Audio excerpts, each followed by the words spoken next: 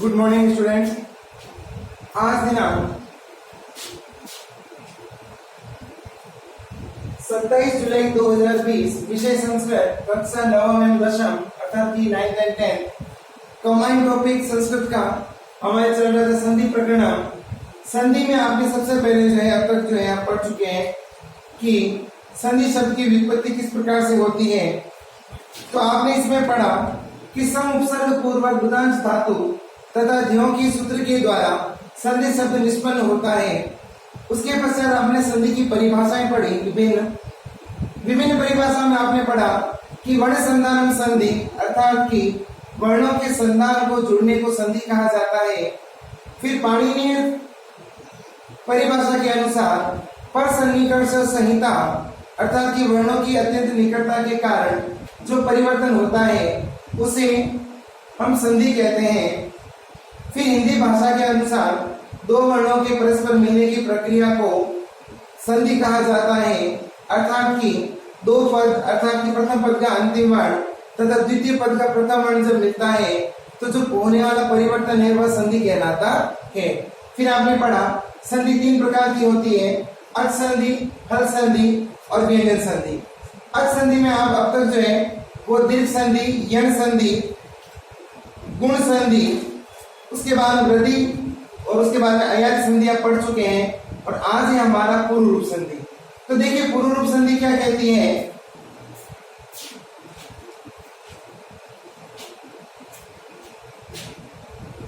पूर्व रूप संधि कहती है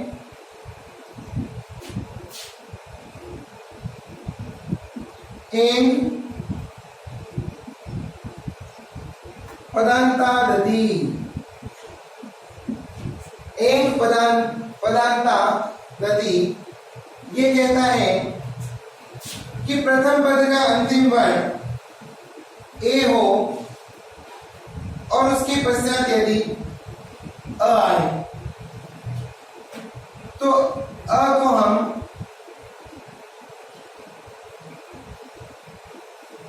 अवग्रह में परिवर्तित कर देते हैं। दूसरा नियम कहता है कि यदि दूसरा नियम कहता है कि ओ हो और उसके पश्चात यदि अ होता है तो अ जो है वो अवग्रह में परिवर्तित हो जाएगा। ये दो नियम है हमारे पास में। तो सबसे पहले देखिए हम देखते हैं प्रथम नियम। तो प्रथम नियम के अनुसार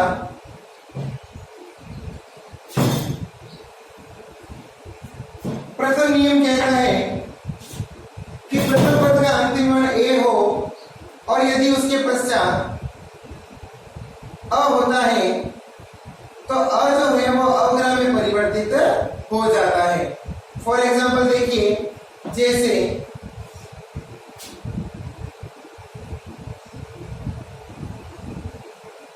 अरण्ये धन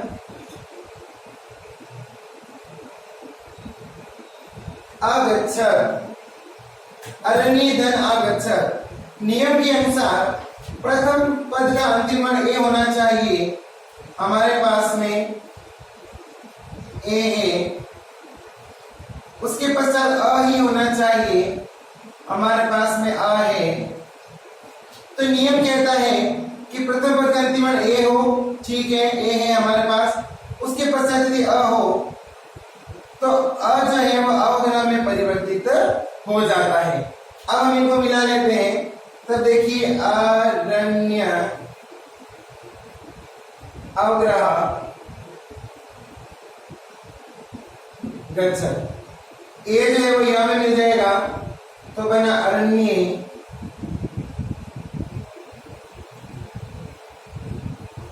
आगच्छत्। इस तरह से जो है रूप निष्पन्न होता है। तो अब हम थोड़े से उदाहरण देख लेते हैं इसके। जैसे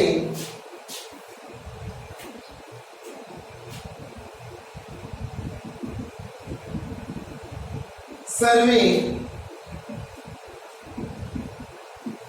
धनपि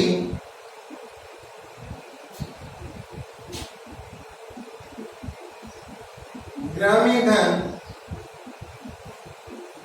अपि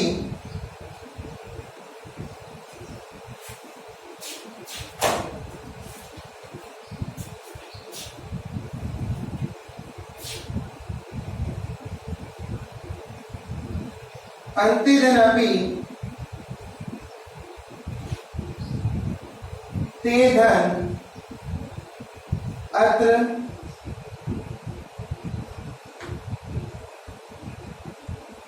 हरे धन अब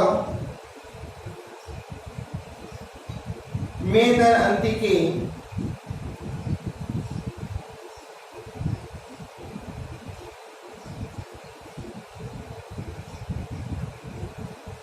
दीर्घ धन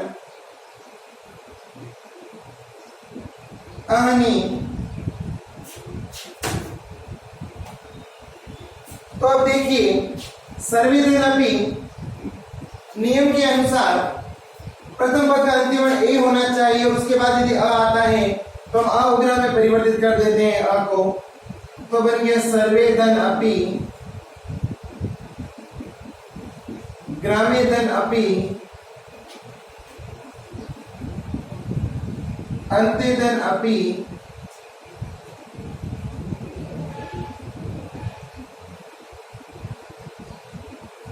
ते धन अत्र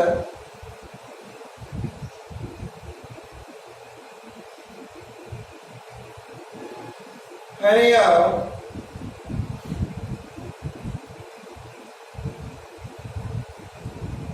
मेहनती के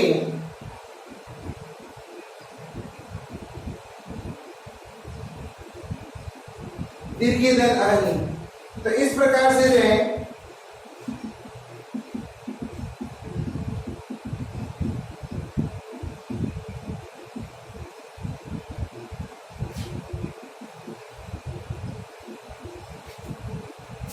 तो इस तरह से जो है वो नियम कहता है कि प्रथम पद का अंतिम वर्ण ए हो, उसके बाद में यदि अ होता है तो अ अवग्रह में परिवर्तित हो जाता है।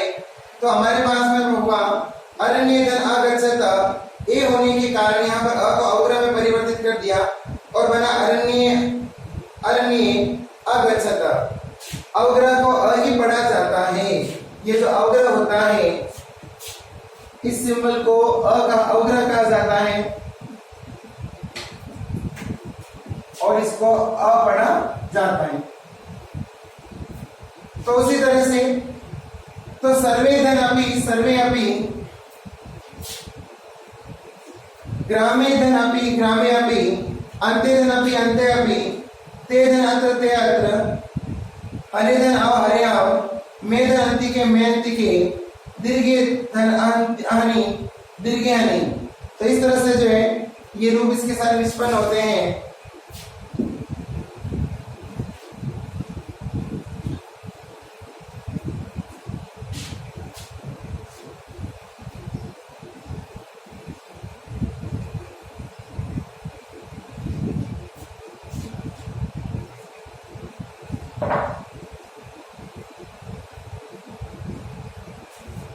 नियम नंबर 2 कहता है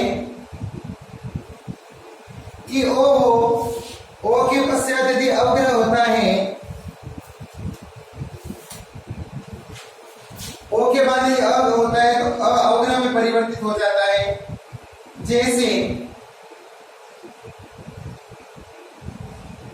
लोकोधन अयम। तो यहां आप देख रहे हैं कि लोगों में प्रथम पद है, प्रथम पद का अंतिम वर्ण यहां पर ओ है। यहां पर अयम है। नियम कहता है कि ओ के बाद अ होने पर अ जो है वह अवग्रह में परिवर्तित हो जाएगा। तो हमारे पास में वर्ण बचे लोक धन लोक ओ धन अयम।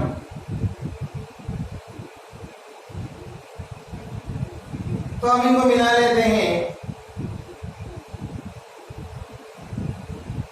लोको अयम, इस तरह से जो ये रूप बनता है। तो लोकोधन अयम लोको अयम, उसी प्रकार से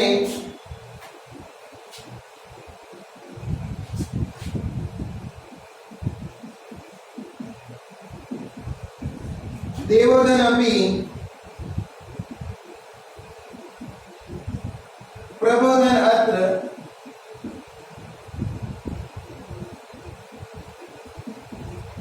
कोधन अपि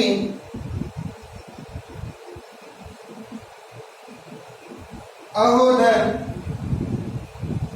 अद्य,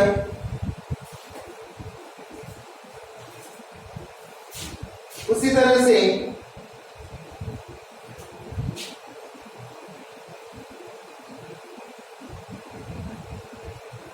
विष्णुधन अत्र शोधन अवदत्,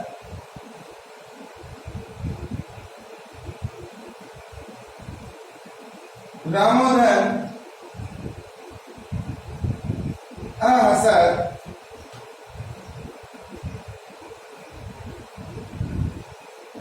कोधन अपि। तो इस तरह से जो है वो आपके सामने कुछ उदाहरण है। तो प्रथम पद का अंतिम वर्ण ओ होने की स्थिति में द्वितीय पद का प्रथम वर्ण जो होगा वो अवग्रह में परिवर्तित हो जाएगा। तो यहां पर देखिए देवोधन अपि, देवो अपि, प्रबोधन अत्र, प्रभो अत्र, कोधन अपि, को अपि, अहोधन अद्य, अवद्य, कृष्णोधन अत्र, तो विष्णु अत्र, सोधन अवदत्, सो अवदत्, रामोधन अहसत्, रामो अहसत्। तो इस तरह से जो है वो आपके उदाहरण बन जाते हैं। तो पूर्व रूप संधि कहती है कि प्रथम पद का अंतिम वर्ण ए या ओ हो, द्वितीय पद का प्रथम वर्ण अ हो, तो ए और ओ के परे रहते अ अवग्रह में परिवर्तित हो जाता है। जैसे लोकोधन अयम लोको अयम, देवोधन अपि देवो अपि, प्रबोधन अत्र प्रभो अत्र, कोधन अपि को अपि, अहोधन अद्य अहोद्य, विष्णुधन अत्र विष्णोत्र, सोधन अवदत् सो अवदत्, रामोधन अहसत् रामो अहसत्। तो इस प्रकार से जो है वो आपकी पूर्व रूप संधि जो है वो निष्पन्न होती है।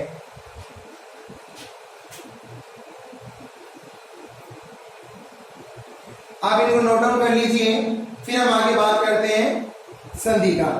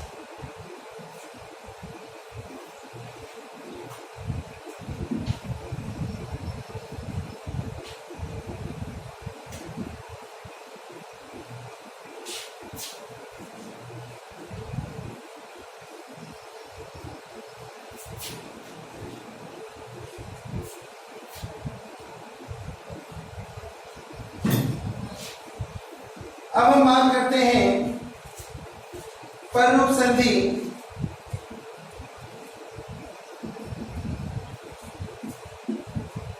पररूप संधि का नियम कहता है, अर्थात सूत्र कहता है, पहले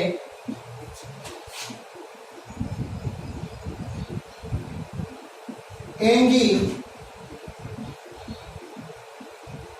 पररूपम। एंगी पररूपम ये कहता है कि नियम नंबर 1, आकारांत उपसर्ग हो और यदि उसके बाद में ए या ओ होता है तो अकारांत उपसर्ग का जो अ होगा उस अ का जो है वो लोप हो जाता है। अ का लोप ये हो जाता है। नियम नंबर 2 कहता है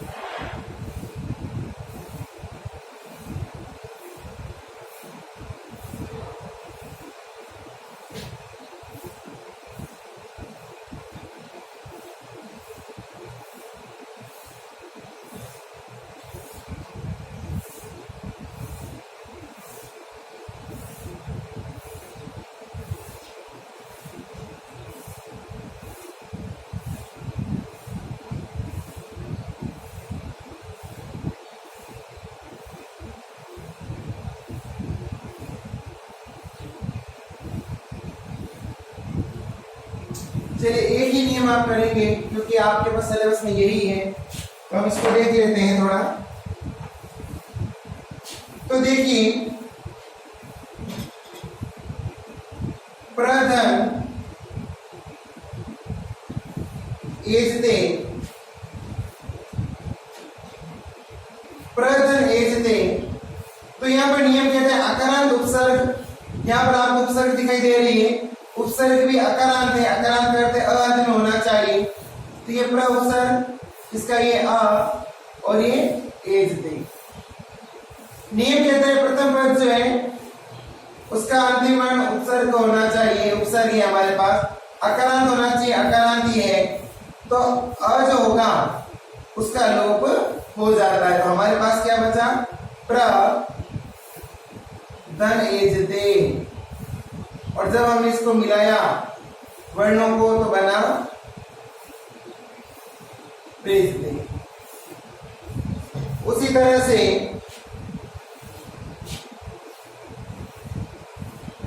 उपधन औषधि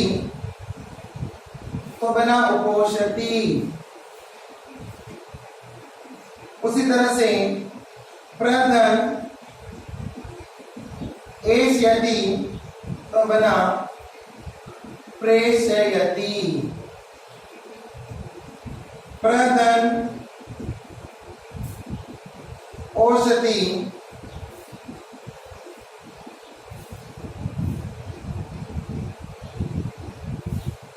प्रोषति। तो इस प्रकार से जो है उदाहरण आपके निष्पन्न होते हैं।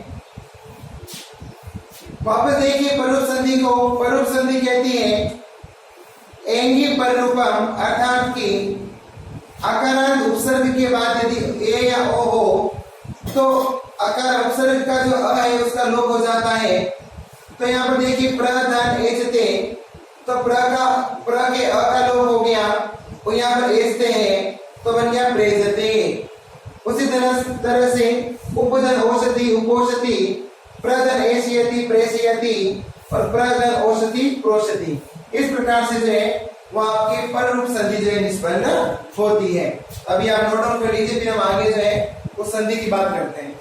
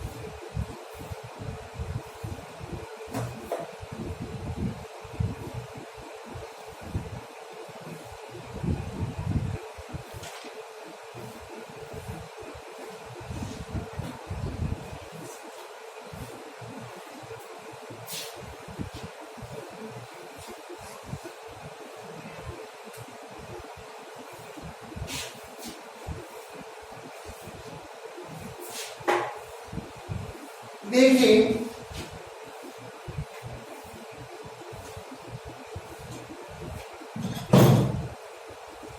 नंबर 8 संधि है प्रकृति भाव संधि।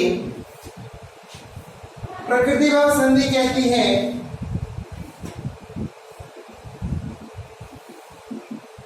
कि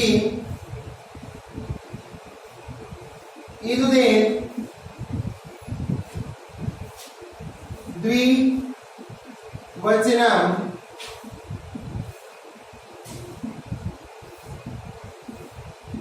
प्रगृह्यम, अर्थात कि ई उ या ए हो, शब्द भी द्विवचन होना चाहिए, द्विवचन पद होना चाहिए और अंत में ई उ या ए होना चाहिए।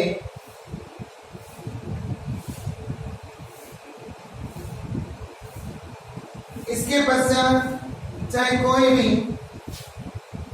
स्वर हो तो कोई परिवर्तन नहीं होता है। नियम कहता है ई उ ए हो, पद द्विवचन का हो, उसके बाद कोई स्वर हो तो कोई परिवर्तन नहीं होता, जैसा कि ज्यों का त्यों लिख दिया जाता है। जैसे हरिधन इमो, यहाँ पर ई भी है, द्विवचन का पद है ये, इसलिए यहाँ पर जो है वो कोई परिवर्तन नहीं होगा, बल्कि इसको ज्यों का त्यों लिख दिया जाएगा। उसी तरह से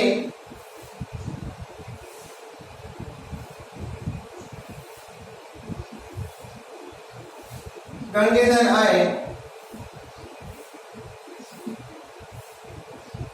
गंगे आए,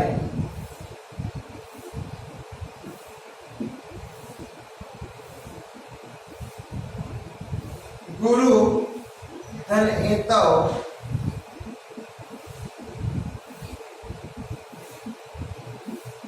गुरु एतव,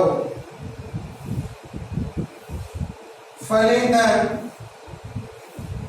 अब पतत, फले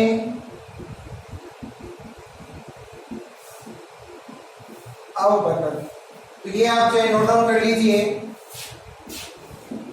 आज का होम असाइनमेंट है अच संधि पूर्ण करें। इसके आगे हम कल की क्लास में करेंगे। धन्यवाद।